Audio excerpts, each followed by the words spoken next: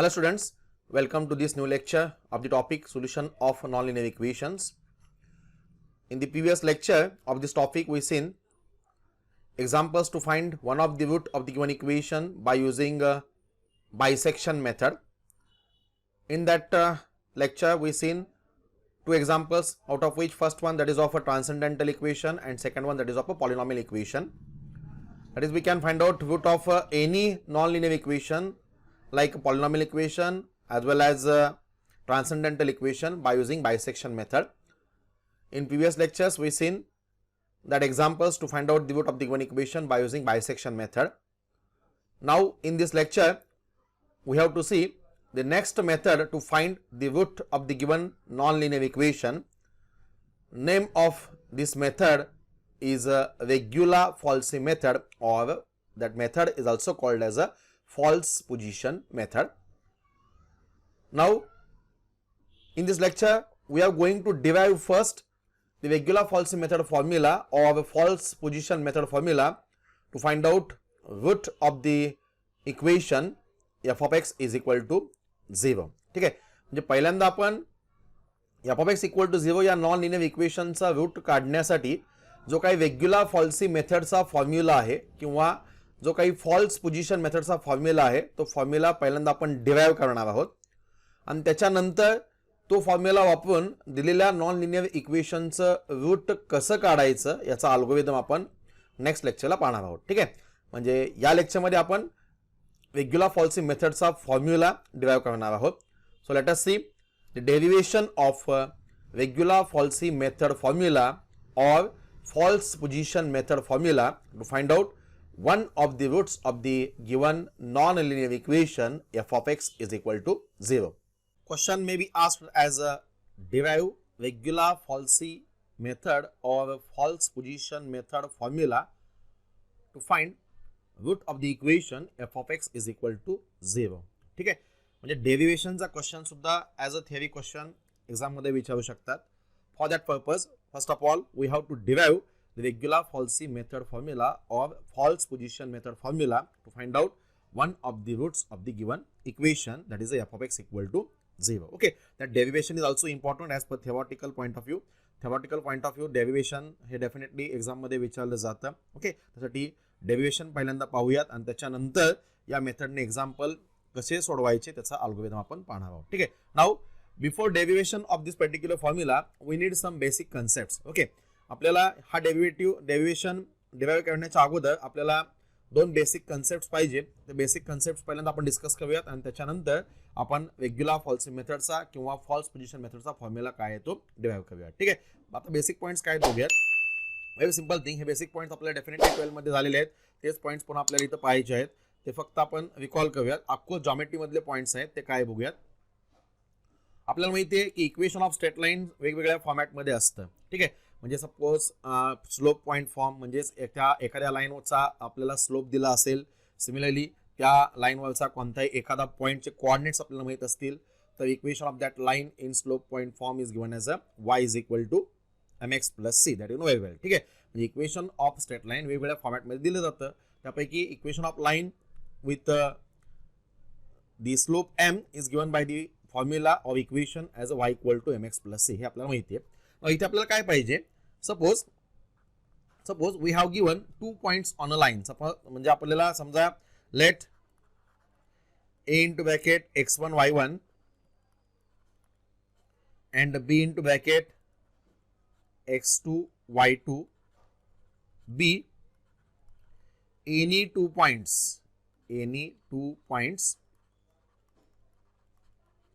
on a line, any 2 points on in line, then equation of that line,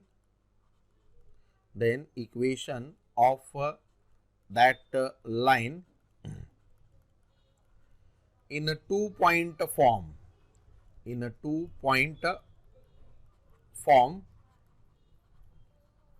is given by. Okay, हा एक आपल्याला basic point लागेल. म्हणजे जसं मगाशी मी सांगितल्याप्रमाणे स्लोप आणि पॉईंट माहित असेल तर आपल्याला equation of straight line y equal to mx plus या पॅटर्न मध्ये असतं. तसंच जर एखाद्या लाईनवरचे 2 पॉईंट्स तुम्हाला माहित असतील तर त्या लाईनचं equation in 2 point form is given आहे. समजा ax1 y1 and bx2 y2 be any 2 points on the same line n, then the equation of that line in a 2 point form. हा जो फॉर्म आहे त्याला आपण 2 पॉइंट फॉर्म असं म्हणतो, कारण दोन लाईन एका लाईनवरचे 2 पॉइंट आपल्याला माहिती आहे. ते काय असतं equation? Yes, simple thing. What is that equation? y minus y1 upon y2 minus y1 is equal to x minus x1 divided by x2 minus x1. ठीक आहे. हा आपण जो काही पॉइंट फॉर्म आहे त्याला आपण 2 पॉइंट फॉर्म असं म्हणतो. हा जॉमेट्री मध्ये आपण 8वी किंवा 9वी मध्ये आपण पाहिलेला आहे. ठीक आहे. म्हणजेच लोकस या चॅप्टर मध्ये असेल किंवा स्ट्रेट लाईन या चॅप्टर मध्ये असेल. Equation of line in 2 point form हा फॉर्म्युला आहे किंवा हे इक्वेशन आहे. ह्या इक्वेशन आपण पीव्हीएस म्हणजे कुठेतरी 8वी 9वीला स्टडी करताना पाहिलेला आहे.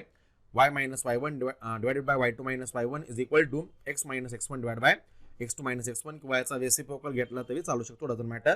वेअर आता याच्यामध्ये p a x1 y1 आणि b x2 y2 हे दोन पॉइंट्स आहेत. आता इथे x आणि y आलेले आहेत. x आणि y म्हणजे काय? वेअर xy किंवा p इंटू ब्रॅकेट xy म्हणजे p हा त्या लाईन वरचा कोणताही एक जनरल पॉइंट असेल. Okay. Where p with coordinates x and y is any general point, is any general point on that line. okay, on that line म्हणजे हे दोन जे पॉइंट्स आहेत a आणि b हे दोन पॉइंट सोडून त्या लाईन वरचा तिसरा एक कोणता तरी जनरल पॉइंट असेल p आणि त्याचे कोऑर्डिनेट्स काय असतील x y. ठीक आहे. x हा x कोऑर्डिनेट असेल आणि y हा y कोऑर्डिनेट असेल. हा एक बेसिक पॉइंट आपल्याला लागेल की जो आपल्याला 8वी 9वी मध्ये जॉमेट्री मध्ये कुठेतरी झालेला असेल. ठीक आहे. Equation of line in 2 point form. Okay. Similarly आता दुसरा एक पॉइंट आपल्याला पाहिजे, तो कोणता? एखादा पॉइंट एखाद्या लाईनवर असतो याचा अर्थ काय? येस, एखादा पॉइंट एखाद्या लाईनवर आहे किंवा असतो याचा अर्थ काय? ज्यावरती एखादा पॉइंट हा एखाद्या लाईनवर असतो त्यावरती त्या पॉइंटने त्या पर्टिक्युलर लाईनचं इक्वेशन सॅटिस्फाय केलं पाहिजे. ओके. हे पण आपण जॉमेट्री मध्ये भूमितीमध्ये कुठेतरी पाहिलेलं आहे. ठीक आहे. म्हणजे of course as any general point, समजा मी नाव देतो त्याला p with coordinates m n म्हणजे x कोऑर्डिनेट असेल m आणि y कोऑर्डिनेट असेल n. As point p m n lies on the line, कोणती लाईन असेल, then it must satisfy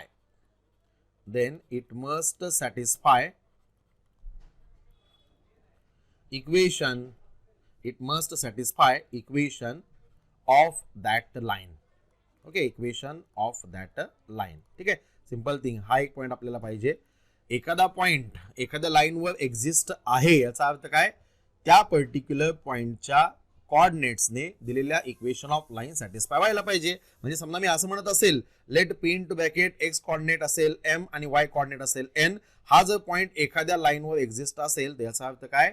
त्या पर्टिक्युलर लाईनचं equation x equal to m आणि y is equal to n ने satisfy झालं पाहिजे. ओके. हा एक बेसिक पॉइंट आपल्याला पाहिजे. If a point p with the coordinates m and n lies on that particular line, then equation of that line must be satisfied by putting x equal to x coordinate which is a m and y is equal to y coordinate which is a n. Okay. हा एक point आपल्याला पाहिजे. आणि तिसरा एक महत्त्वाचा point आपल्याला पाहिजे, ती डेफिनेशन आहे काय? तर एखाद्या कर्ववरचा, कर्व कोणताही असू द्या, एखाद्या कर्ववरचे दोन डिस्टिंक्ट पॉइंट्स एकमेकांना जोडणारा जो काही सेगमेंट असेल, जी काही रेषा असेल, सेगमेंट असेल किंवा रेषाखंड असेल, that particular segment is called as a chord. Okay. म्हणजे ऑफकोर्स दी सेगमेंट हा एक पर्टिक्युलर कन्सेप्ट आपल्याला पाहिजे की जो आपल्याला ऑलरेडी झालेला आहे कुठेतरी पाठीमागे 8वी 9वीला झालेला आहे. The segment joining any two points on a curve is called as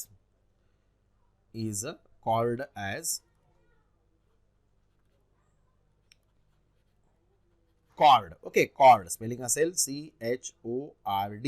in Marathi that is called as a jiva. Okay. आपल्याला माहिती आहे वर्तुळावरची जीवा आपल्याला माहिती आहे. फॉर एक्झाम्पल सपोज आपण वर्तुळाच्या कन्सेप्टिंग बघूयात. कन्सेप्ट हे समजा वर्तुळ आहे, suppose this is a circle, suppose this is a circle. Okay, समजा इथे एक पॉईंट आहे ए आणि इथे एक पॉईंट आहे बी.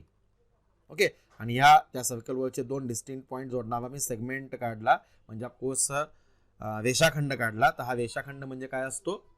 Yes, that is called as a chord, म्हणजेच in Marathi that is called as a jiva. Okay, म्हणजे the segment joining any two distinct point on a curve is called as a chord, म्हणजेच त्याला मराठीत जीवा असं म्हणतात. ओके, हा एक कन्सेप्ट आपल्याला पाहिजे. या तीन बेसिक कन्सेप्टचा आपल्याला जर माहिती असेल तर आपण डेफिनेटली जो काही regular false method formula derive करणार आहोत त्याचं डेरिव्हेशन इझिली समजेल. लक्षात येते? म्हणजे equation of line in 2 point form. त्याच्यानंतर एखादा पॉईंट एखाद्या लाईनवर आहे याचा अर्थ त्या पॉईंटने त्या पर्टिक्युलर लाईनचं इक्वेशन सॅटिस्फाय केलं पाहिजे. आणि तिसरा पॉईंट काय असेल तर एखाद्या कर्वचे कोणतेही दोन डिस्टिंक्ट पॉईंट जोडणारा जो काही सेगमेंट असेल that segment is called as a cord. Okay, हे 3 पॉईंट्स आपल्याला डेरिव्हेशनसाठी आवश्यक आहेत. ते 3 पॉईंट्स आपण अगोदर डिस्कस केलेले आहेत. Okay, now let us see what is the derivation of a regular falsi method formula. Okay, आता रेग्युलर फॉल्सी मेथडचा फॉर्म्युला काय आहे त्याचं डेरिव्हेशन बघूयात. Getting this? Okay,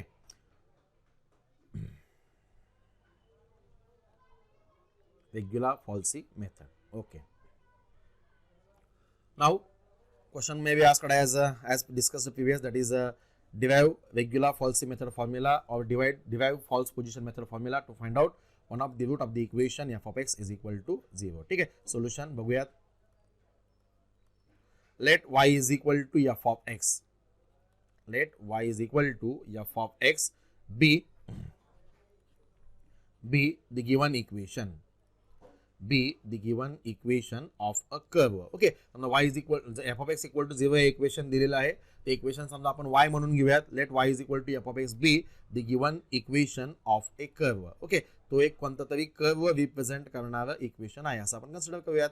let y is equal to f of x be the equation of a curve. Okay, then next one, this whole method depends upon the following point, that is the location of root, which is important in the bisection method also, which is important in regular falsy method also. Okay, म्हणजे पहिल्यांदा आपल्याला ह्या मेथडचं derivation करण्याच्या अगोदर काय करावं लागेल, ही पूर्ण मेथड कशावर डिपेंड आहे तर लोकेशन ऑफ रूटवर डिपेंड आहे. म्हणजे काय, पहिल्यांदा आपल्याला असे दोन पॉईंट्स चूज करायचे x0 आणि x1 की ज्या दोन पॉईंट्सला व्हॅल्यूज ऑफ दी फंक्शन्सला म्हणजेच f ऑफ x0 ला आणि f ऑफ x1 ला opposite signs असतील. Okay, first of all we select,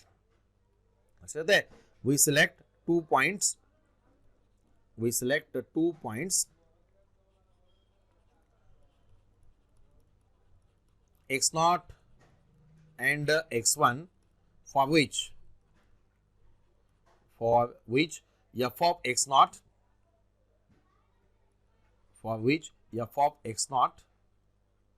and f of x1 have opposite signs. Okay, have opposite signs म्हणजे पहिल्यांदा आपल्याला इंटरवल फाइंड आउट करायचे असते आणि इंटरवल फाइंड आउट करण्यासाठी असे दोन पॉइंट्स रँडमली x0 आणि x1 आपण चूज करणार की ज्या दोन पॉइंट्सला व्हॅल्यूज ऑफ दी फंक्शन्सला म्हणजेच f ऑफ x0 ला आणि f ऑफ x1 ला अपोजिट साइन्स असतील, विरुद्ध चिन्ह असतील. ओके, इफ सपोज समजा त्यातला एक कोणता तरी निगेटिव्ह आहे आणि कोणता तरी एक पॉझिटिव्ह आहे. समजा आपण कन्सिडर करूयात, if suppose f of x0 is a negative, that is f of x0 is a less than 0, f of x0 is a negative, that is f of x0 is a less than 0, and f of x1 is a positive, that is f of x1 is a greater than 0. Okay, समजा f of x0 ला value negative आहे आणि f of x1 ला value positive आहे. Okay, therefore let us draw the curve y is equal to f of x. Okay, समजा आपण curve y is equal to f of x काढूयात. आता f of x हे equation काय आहे आपल्याला माहित नाहीये. ठीक आहे, इक्वेशन आपण जनरल कोणतेही घेऊ शकतो. म्हणजेच y is equal to f of x जर पर्टिक्युलर कोणतं तरी इक्वेशन आपल्याला दिलं असतं तर डेफिनेटली आपण त्या इक्वेशनच्या करस्पॉन्डिंग व्हॅल्यूज घेऊन आपण एक पर्टिक्युलर कर्व डिराइव्ह केला असता. मात्र इथे y is equal to f of x हे फंक्शन काय आपल्याला माहित नाही. त्यासाठी आपण जनरल कोणता तरी एक y is equal to f of x हे इक्वेशन ऑफ कर्व घेतलेला आहे आणि इक्वेशन ऑफ कर्व घेऊन तो कर्व आपण काढण्याचा प्रयत्न करूया. ठीक आहे, नाउ नेक्स्ट वन, आपल्याला माहिती आहे ॲज पर जॉमेट्री ग्राफ पेपरवर जो वर्टिकल ऍक्सिस असतो तो ऍक्सिस असतो, what is that name of the axis, that is a y असेल. सिमिलरली जो हॉरिझॉन्टल ऍक्सिस असतो तो असतो x. ठीक आहे, म्हणजे of course as per hour usual graph notation और ग्राफ कन्सेप्ट जो काही ग्राफचा जो काही हॉरिझॉन्टल ऍक्सिस असतो, जो काही आडवा ऍक्सिस असतो त्याला आपण एक्स ऍक्सिस असं म्हणतो, आणि जो काही व्हर्टिकल म्हणजेच उभा ऍक्सिस असतो त्याला आपण वाय ऍक्सिस असं म्हणतो. ते दोन ऍक्सिस एकमेकांना ज्या पॉईंटमध्ये छेदतात त्याला आपण ओरिजिन असं म्हणतो. And coordinates of that origin are nothing but 0 0. ठीक आहे, लक्षात येते. आता साइन कन्व्हेन्शन आपल्याला माहिती आहे. वाय ऍक्सिसच्या उजव्या बाजूचा जो काही एक्स ऍक्सिस असतो म्हणजे हा पोर्शन, ओके, वाय ऍक्सिसच्या उजव्या बाजूचा जो काही एक्स ऍक्सिस असतो तो डेफिनेटली पॉझिटिव्ह असतो, आणि वाय ऍक्सिसच्या डाव्या बाजूचा जो काही एक्स ऍक्सिस असतो तो कायम निगेटिव्ह असतो. तसंच जो काही एक्स ऍक्सिस आहे, एक्स ऍक्सिसच्या वरचा जो काही वाय ऍक्सिस आहे त्याच्यामध्ये सगळे पॉझिटिव्ह पॉइंट्स असतात, गेटिंग दिस. आणि एक्स ऍक्सिसच्या खाली जे काही सगळे पॉइंट्स असतात ते डेफिनेटली काय असतात, निगेटिव्ह असतात, गेटिंग दिस. म्हणजे 1 2 3 4 हे एक्स ऍक्सिसच्या वर पॉइंट असणार आहेत, आणि -1 -2 -3 आणि -4 हे एक्स ऍक्सिसच्या खाली पॉइंट असणार आहेत. आपल्याला माहिती आहे कोणत्या क्वाड्रंटमध्ये कोणते पॉइंट्स पॉझिटिव्ह असतात. म्हणजे फॉर एक्झाम्पल सपोज इकडे मी साईडला काढतो वाटलं असतं. हे सगळे कन्सेप्ट आपल्याला जॉमेट्रीमध्ये झालेले आहेत. ठीक आहे, हा समजा असेल एक्स ऍक्सिस, हा समजा असेल वाय ऍक्सिस, दोन्हीचा कोऑर्डिनेट्स दोन्ही ऍक्सिस ज्या पॉईंटमध्ये छेदतात त्याला आपण ओरिजिन म्हणतो, त्याचे कोऑर्डिनेट्स असतात O0 0. ठीक आहे, इथे एक्स ऍक्सिस पॉझिटिव्ह असतो, हा फर्स्ट क्वाड्रंट, हा सेकंड क्वाड्रंट, हा थर्ड क्वाड्रंट, आणि हा फोर्थ क्वाड्रंट. म्हणजेच काय असतं तर एक्स ऍक्सिस आणि वाय ऍक्सिस डिवाइड काढल्यानंतर आपल्या ग्राफ पेपरचे 4 तुकडे पडतात. त्या 4 तुकड्यांना आपण क्वाड्रंट असं म्हणतो. हे आपल्याला बेसिकली झालेलं आहे. इथं मी फास्ट थोडंसं पाहतो.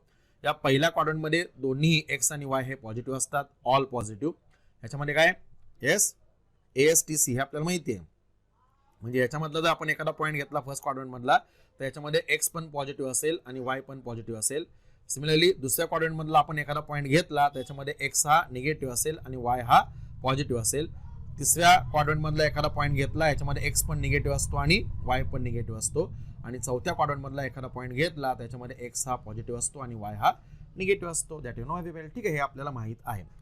म्हणजेच हे आपले साइन कन्व्हेन्शन्स आहेत ॲज युजुअल. आपण काय घेतलंय, y is equal to f of x is a any equation of the curve घेतलंय. म्हणजे काय करतोय, कोणाची व्हॅल्यू कोणावर डिपेंड आहे. Yes, here the value of y depends upon x. जसा x बदलत जाईल तसा y बदलत जाईल. आपण काय करूयात, वेगवेगळे एक्सच्या व्हॅल्यूज घेऊयात आणि त्या वेगवेगळ्या व्हॅल्यूजसाठी वायच्या वेगवेगळ्या व्हॅल्यूज काढूयात, आणि ह्या सगळ्या ज्या काही व्हॅल्यूज आहेत, सगळे जे काही पॉईंट्स आहेत ते आपण प्लॉट करूयात. आणि ते सगळे पॉईंट प्लॉट केल्यानंतर मॅक्सिमम पॉईंट्स आपण जॉईन करून एक कर्व डिझाईन करूयात, आणि तो कर्व म्हणजेच काय असेल, y is equal to f of x. ठीक आहे, आता पर्टिक्युलर आपल्याकडे इक्वेशन नाही आहे, त्याच्यामुळे आपण कोणताही एखादा रॅन्डम कर्व काढूयात. असा कर्व काढूयात की ज्याच्यामध्ये थोडा पोर्शन हा एक्स ऍक्सिसच्या वर असला पाहिजे आणि थोडा पोर्शन हा एक्स ऍक्सिसच्या खाली असला पाहिजे. Okay, let y is equal to f of x. समजा लक्षात येते, एक्सच्या वेगवेगळ्या व्हॅल्यूज घेतल्या, त्या एक्सच्या वेगवेगळ्या व्हॅल्यूज घेऊन काय केलं तर वायच्या वेगवेगळ्या व्हॅल्यूज आपण काढल्या. असे सगळे पॉईंट्स एक्स वाय म्हणजे असे सगळे कार्टेशियन कोऑर्डिनेट सिस्टीम मधले पॉईंट्स एकमेकांना जॉईन केले. ते सगळे एकमेकांना जॉईन केल्यानंतर फ्रेंड स्केच एकमेकांना जॉईन केल्यानंतर एक कर्व मिळाला. तो कर्व म्हणजेच काय असेल, y is equal to f of x. Getting this. म्हणजे या कर्वचा एखादा पॉईंट मी घेतला, समजा दिस इज पॉईंट ए. समजा एखादा पॉईंट मी इथं ए चूज केला, स्मॉल ए. समजा या पर्टिक्युलर कर्वचा एक पॉईंट एक्स कॉर्डिनेट समजा ए असेल. ठीक आहे, एक्स कॉर्डिनेट समजा ए असेल, त्याचा वाय कॉर्डिनेट काय असणार आहे. कर्वचा कोणता एक जनरल पॉईंट घेतला, त्याचा समजा एक्स कॉर्डिनेट जर ए आहे असं मी म्हणत असेल, स्मॉल ए, त्याचा वाय कॉर्डिनेट काय असणार आहे. Yes, equation of that curve काय आहे, y is equal to f of x. म्हणजे एक्स ची व्हॅल्यू जर मी ए टाकली तर एफ ऑफ ए ही मला y ची व्हॅल्यू मिळेल. ठीक आहे, y ची व्हॅल्यू डिपेंड्स अपॉन एक्स. जशी एक्स ची व्हॅल्यू आपण बदलत जाणार तशी y ची व्हॅल्यू आपल्याला नवीन नवीन मिळत जाणार. म्हणजे समजा मी एक्स ची व्हॅल्यू ए घेतली तर ती y is equal to f of x या इक्वेशन मध्ये टाकली तर मला याचा y कॉर्डिनेट मिळेल, आणि y कॉर्डिनेट काय असेल, एफ ऑफ ए असेल. ठीक आहे, म्हणजेच या कर्व वरच्या प्रत्येक पॉईंटचा एक्स कॉर्डिनेट जर ए आहे असं आपण म्हणत असेल तर डेफिनेटली त्याचा y कॉर्डिनेट काय असणार आहे, एफ ऑफ दॅट पॉईंट म्हणजेच एफ ऑफ ए असणार आहे. Because what is reason for that, because equation of that curve is y is equal to f of x. लक्षात येते. नाव आता काय करूयात, we have to choose the 2 points. मग मी डिस्कस केल्याप्रमाणे we have to choose the 2 points x0 and x1 for which f of x0 and f of x1 have the opposite signs. ठीक आहे, म्हणजे समजा मी इथं एखादा पॉईंट घेतो, कर्व ए नाव देतो त्याला, ए हा पॉईंट घेतो, याचा समजा एक्स कॉर्डिनेट्स मी x0 घेतो.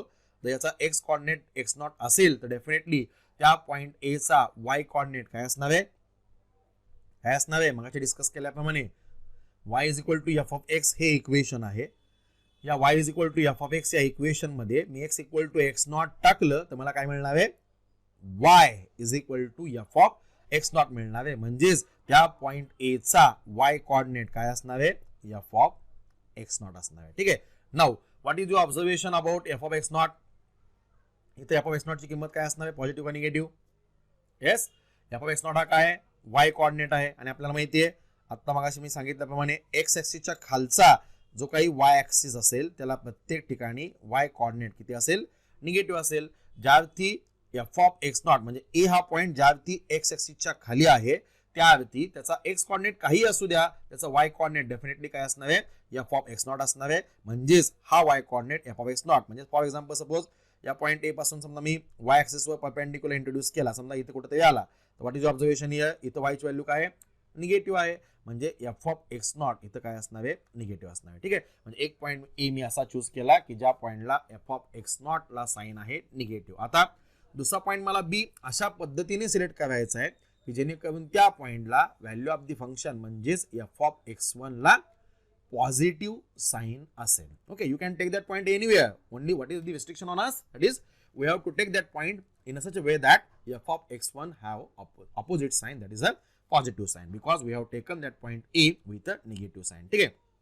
म्हणजेच दुसरा जो पॉइंट B मला घ्यायचा आहे तो पॉइंट x ऍक्सिसच्या खाली कुठे घेऊन चालेल का, इथं घेतला किंवा इथं घेतला किंवा इथं घेतला चालेल का, हे चालेल का, नाही चालणार. का, कारण जर मी x ऍक्सिसच्या खाली कर्ववर कोणता जरी पॉइंट घेतला तर डेफिनेटली त्याचा y कॉर्डिनेट म्हणजेच एफ ऑफ तो पॉइंट व्हॅल्यू किती येईल, येस, निगेटिव्ह येईल. कारण आपल्याला माहिती आहे मागे सांगितल्याप्रमाणे एक्स ऍक्सिसच्या खालच्या पॉइंटचे सगळे वाय कॉर्डिनेट हे 0 असतात. ठीक आहे. म्हणजे मला दुसरा जो पॉइंट बी घ्यायचा आहे तो पॉइंट बी हा नक्कीच कुठे घ्यावा लागेल, एक्स ऍक्सिसच्या वर घ्यावा लागेल. तुम्ही कुठेही घ्या. For timing suppose I will take that point B here with coordinate. समजा त्याचा एक्स कॉर्डिनेट मी x1 आहे असं म्हणत असेल तर त्याचा y coordinate काय असणार आहे, f of x1, because equation of that curve is a y is equal to f of x. म्हणजेच y is equal to f of x या इक्वेशन मध्ये x equal to x1 जर मी टाकला तर f of x1 मला मिळेल आणि f of x1 म्हणजेच काय,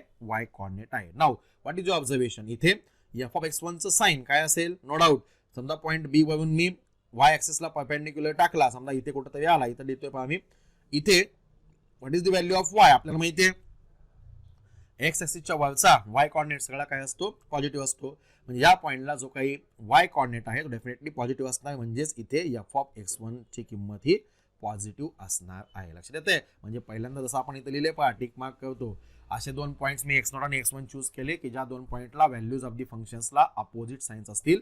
म्हणजे एक पॉइंट घ्या एक्स ऍक्सिसच्या खाली आणि दुसरा पॉइंट घ्या एक्स ऍक्सिसच्या वर. असे पॉइंट घेतल्यानंतर आपली जी काही necessary and sufficient condition of existence of the root of the given equation आहे ती सॅटिस्फाय होईल. ठीक आहे. एक पॉइंट खाली घेतला, एक पॉइंट वर घेतला. नाउ पुढचा पॉइंट काय आहे, तर join that point A to point B. Okay, join that point A to point B, that is draw segment AB. Okay, पुन्हा काय करा, पॉइंट A आणि पॉइंट B दोन्ही एकमेकांना जॉईन करा म्हणजेच ऑफकोर्स सेगमेंट AB ड्रॉ करा. लक्षात आहे. Join point A to point B. Curve y is equal to f of x वरचे A आणि B हे दोन पॉइंट्स आहेत. ते दोन पॉइंट्स एका सेगमेंटने एका रेषाखंडाने जॉईन करा. आपल्याला माहिती आहे the segment joining any two distinct points on the same curve is called as a chord. लक्षात येते. मग मी डिस्कस केलं. म्हणजेच join point A to point B असं म्हणण्याच्या ऐवजी आपण असं म्हणू शकतो draw chord AB. Okay, chord AB काढा. आता पुढचा आपला अझम्पशन काय आहे, let that chord AB meets the x axis at some point P. समजा ती कॉर्ड AB ही एक्स ऍक्सिसला एखाद्या पॉइंट P मध्ये इंटरसेक्ट होते असं आपण म्हणूयात.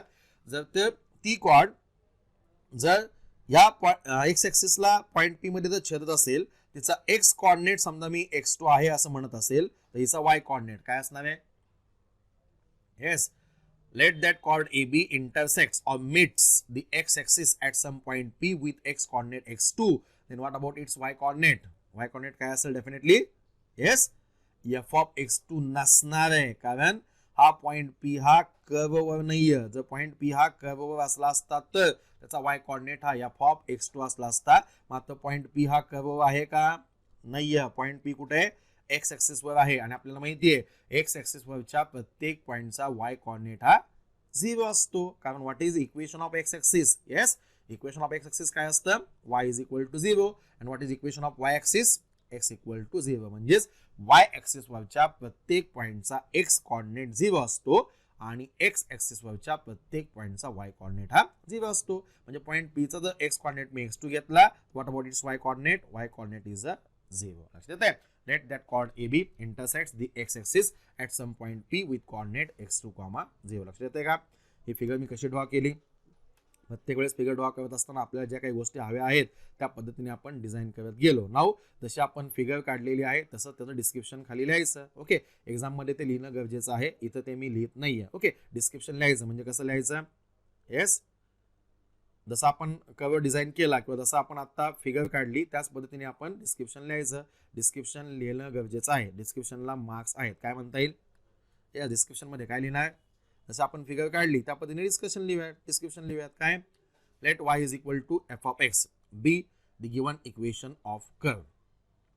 We select the 2 points A with coordinate x0, f of x0 and capital B into bracket with coordinates x1, f of x1 in such a way that f of x0 and f of x1 have the opposite signs.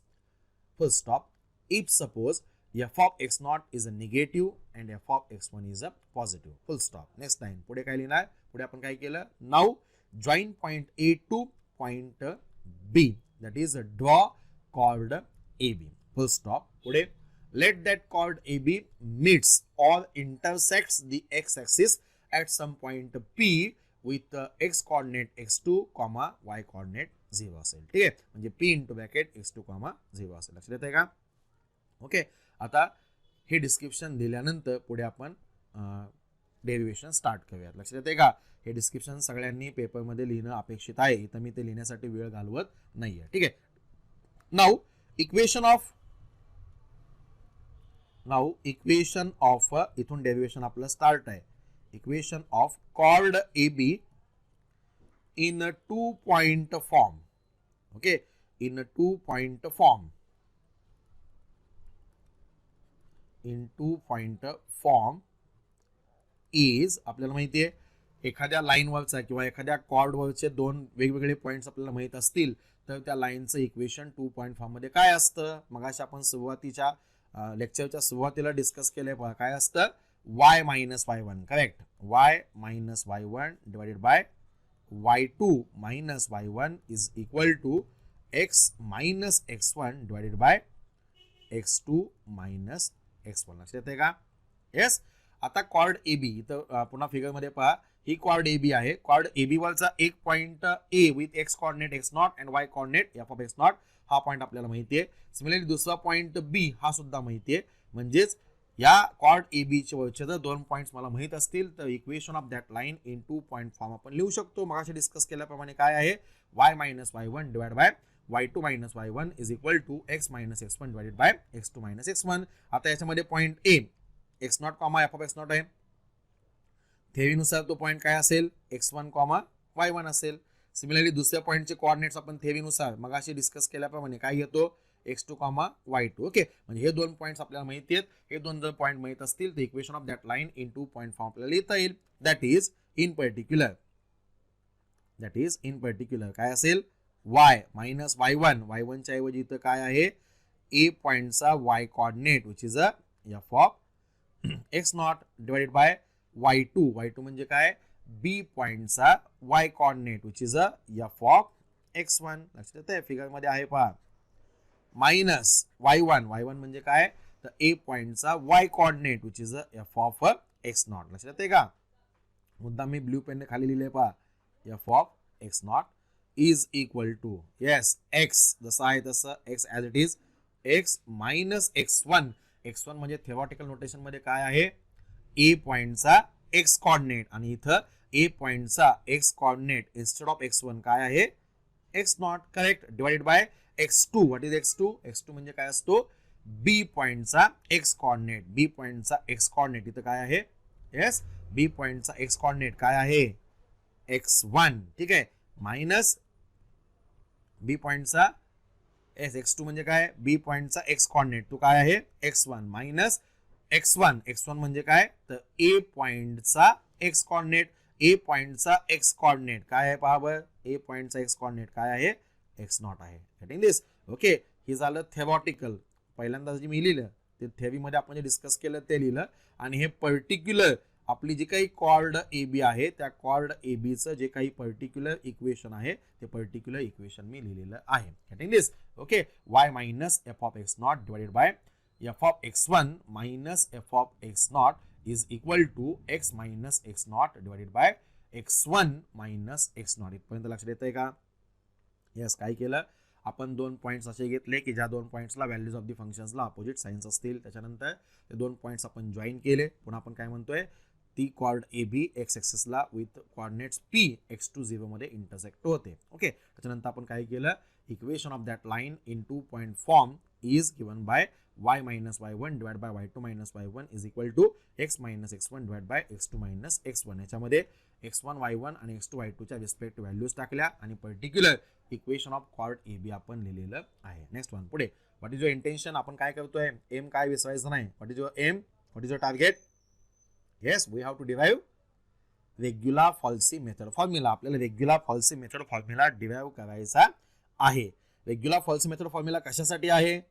कशासाठी आहे? To find out root of the given equation. Correct, root of the given equation काढण्यासाठी आहे. आता आपल्याला माहिती आहे आपली interval जर x0 टू x1 असेल in which the root lies, तर first approximate value for the root काय घेतो असतो आपण? बायसेक्शन मध्ये पण घेतले, काय घेत असतो?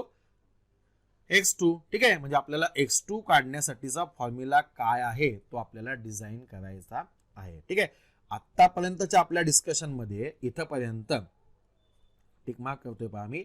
इथपर्यंत कुठं x2 आपल्या डिस्कशन मध्ये आलाय का?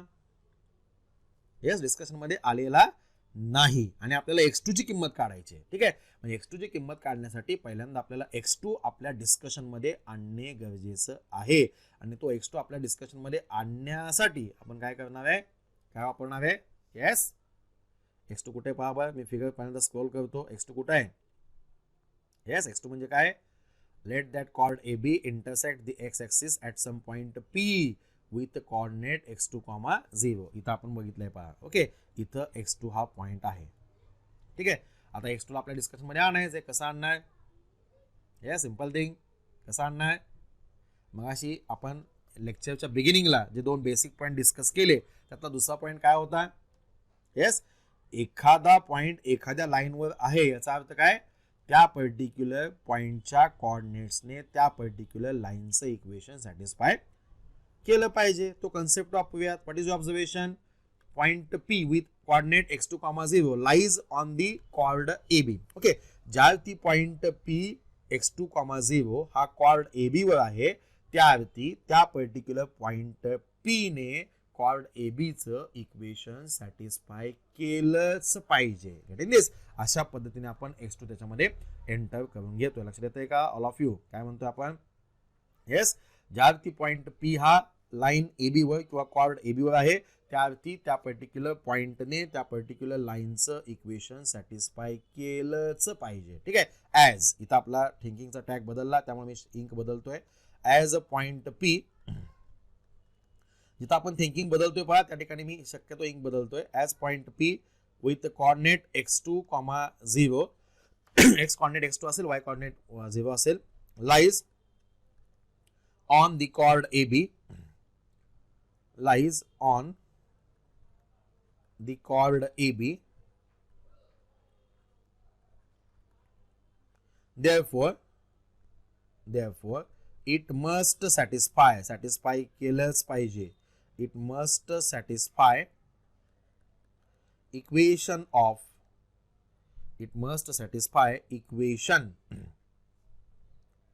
of that chord AB. Okay, ज्यावरती पॉईंट पी हा कॉर्ड ए बीवर आहे त्यावरती त्या पॉईंट पी ने कॉर्ड ए बीचं इक्वेशन सॅटिस्फाय केलं पाहिजे. समजा कॉर्ड ए बीच्या इक्वेशनला मी इक्वेशन नंबर 1 म्हणतो. ठीक आहे, म्हणजेच पॉईंट पी च्या कॉर्डिनेटने इक्वेशन नंबर 1 सॅटिस्फाय केलं पाहिजे. सॅटिस्फाय केलं पाहिजे म्हणजेच काय, that is put x is equal to x coordinate which is a x2 and y is equal to y coordinate of that point P which is nothing but equal to 0. लक्षात येते, point P चे coordinates काय आहेत, x2, 0, त्यापैकी x coordinate झाला x2 आणि y coordinate असेल 0. That is put x equal to x2 and y is equal to 0 in equation of chord A B, that is in equation number 1. ठीक आहे, equation number 1 मध्ये put up करूयात. Yes, y ची किंमत 0 टाकतो. 0 minus f of x not divided by f of x1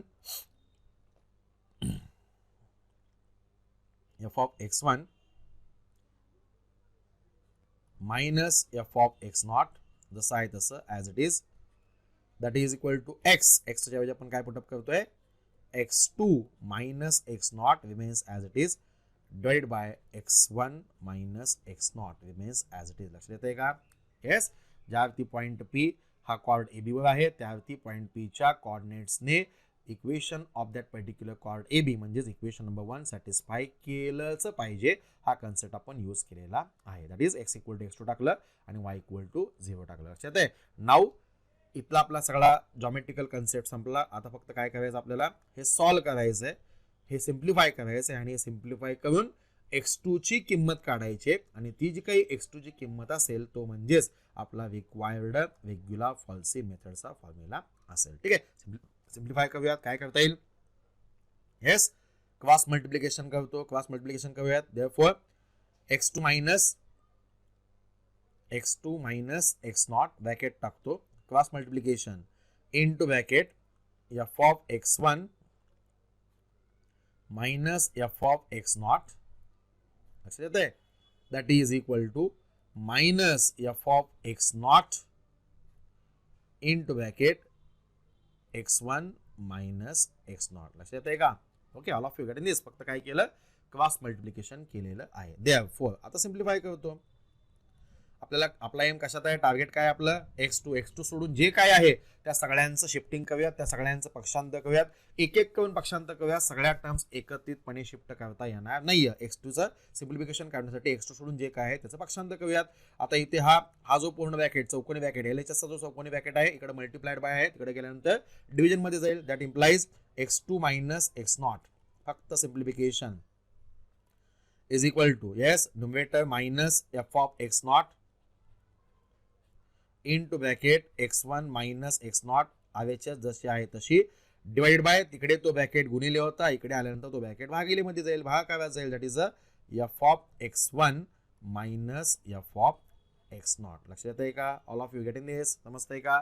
फक्त आपण काय करतोय, पक्षांतराचे नियम वापरत आहोत आणि पक्षांतराचे नियम वापरून फक्त आपल्याला x2 यातून सिम्प्लिफाय करायचा आहे. Okay, because x2 is our first approximation for the value of root. लक्षात येते.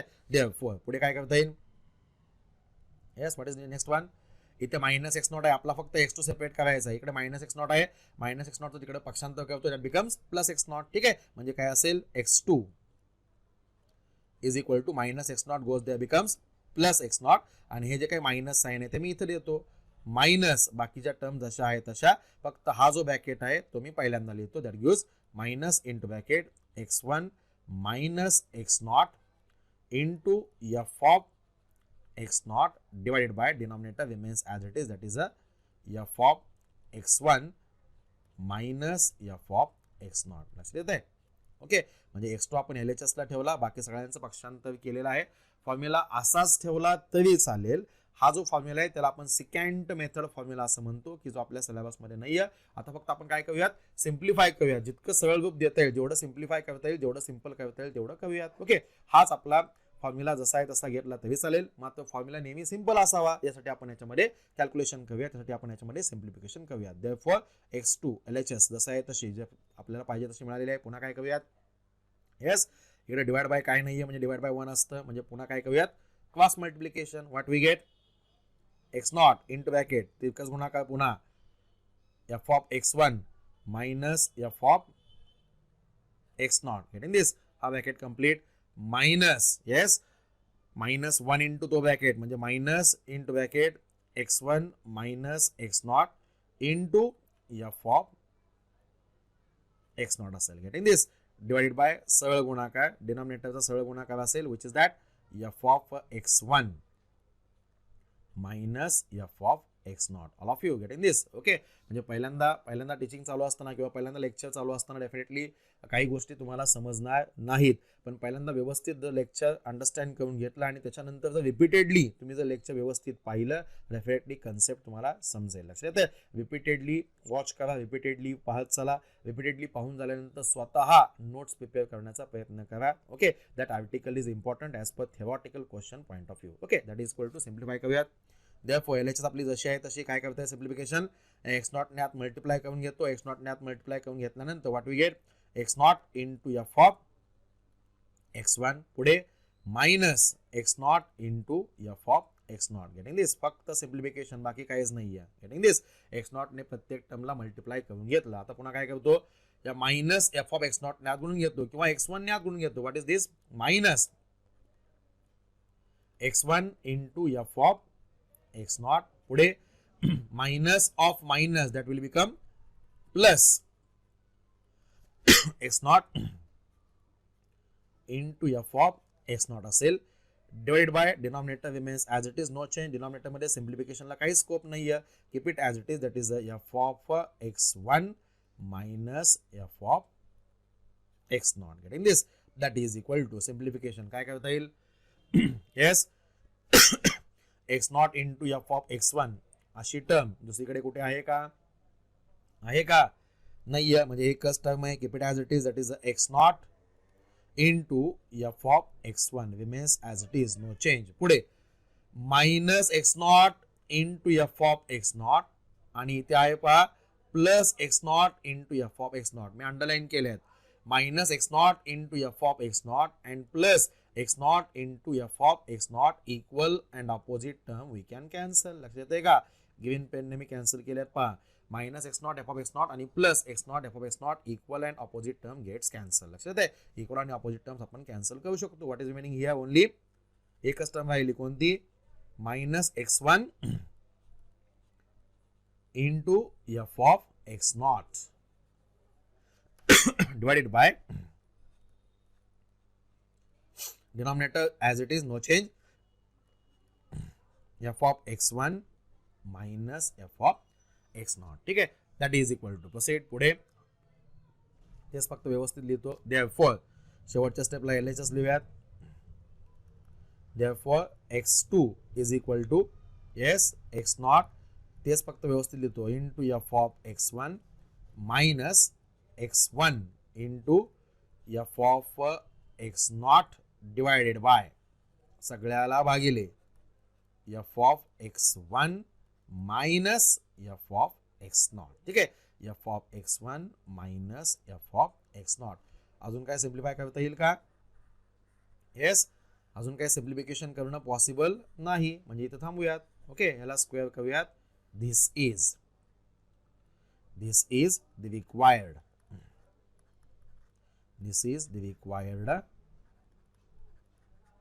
regular falsi method.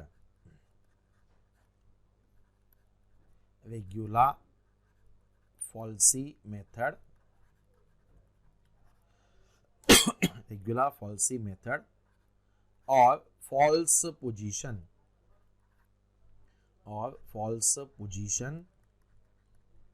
method formula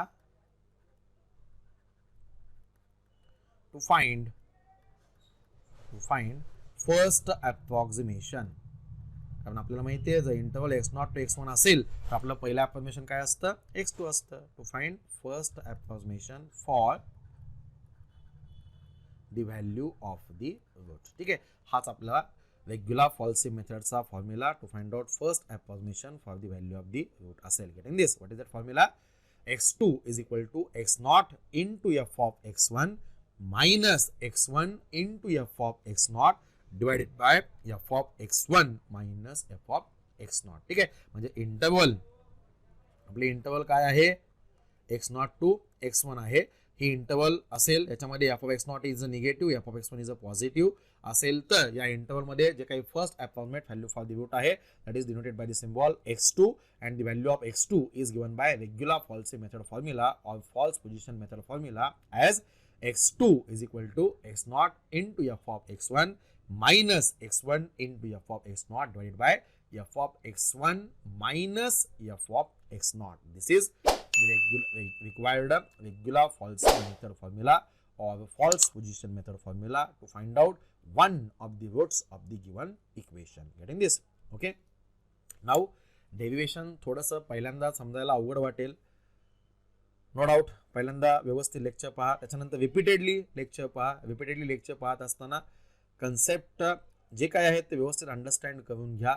एकदा दोनदा तीनदा लेक्चर थरली प्रिपेअर व्यवस्थित पहा, त्याच्यानंतर स्वतः लिहून काढा, स्वतः नोट्स तयार करा, त्याच्यानंतर आर्टिकल डेफिनेटली समजेल. Okay, thus in this lecture we seen the important point, that is a derivation of regular false method formula, or that is also called as a false position method formula, to find out one of the roots of the given non-linear equation f of x is equal to 0.